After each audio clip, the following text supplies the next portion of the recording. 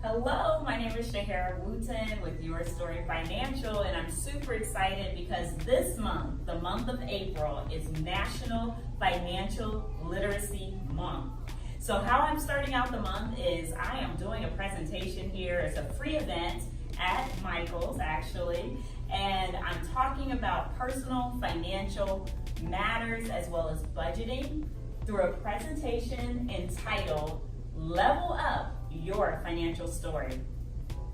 The other significance of today is the fact that April 2nd, 2019 is considered Equal Pay Day.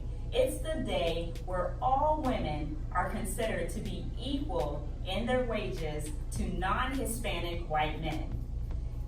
Women actually make 80 cents on the dollar compared to a non-Hispanic white man.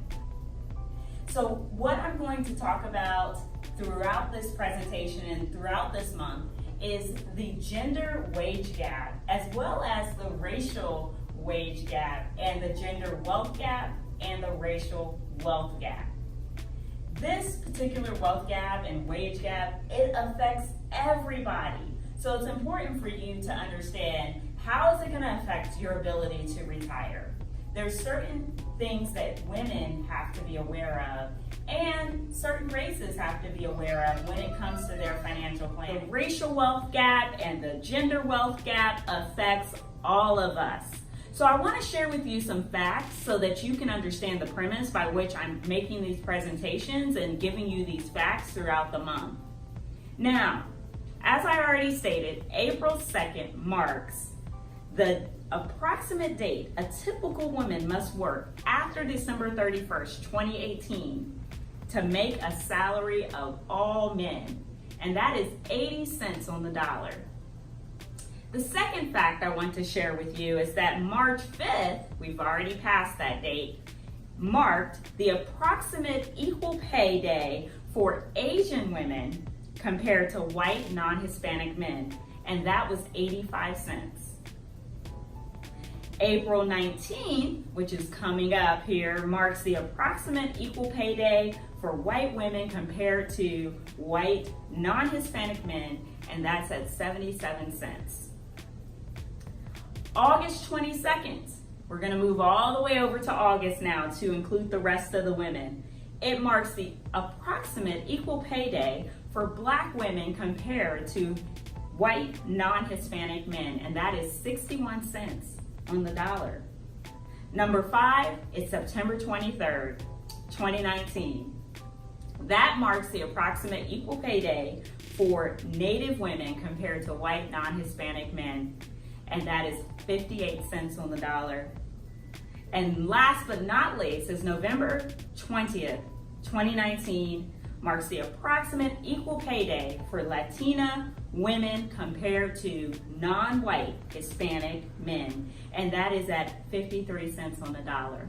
I got this information from a website called equalpaytoday.org. If you are starting with a gap of any sort, no matter what your nationality is, there is a lot of catching up that you have to do. So it's really important for women to understand how can they get their money working harder for them. One is to understand your cash flow. Make sure you understand what your income is minus your expenses. You also want to make sure that you have an emergency fund.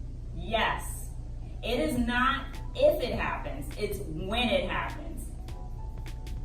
That way you're not going to have to go and dip into the credit cards or take a loan from a family member.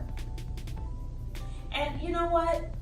When you have an emergency fund, if you don't have one, or if you do have one, can't you just imagine how much stress that's going to relieve for you?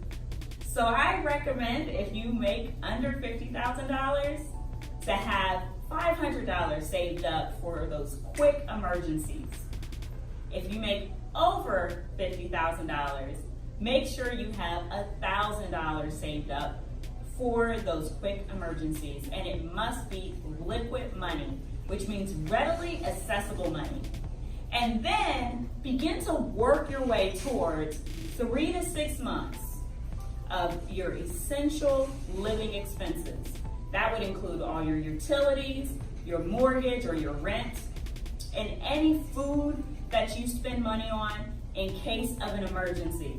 This is the bare bones amount that you need. So it doesn't include your cable, it doesn't include your Netflix, it doesn't include any of those. It includes your essentials, your non-discretionary expenses.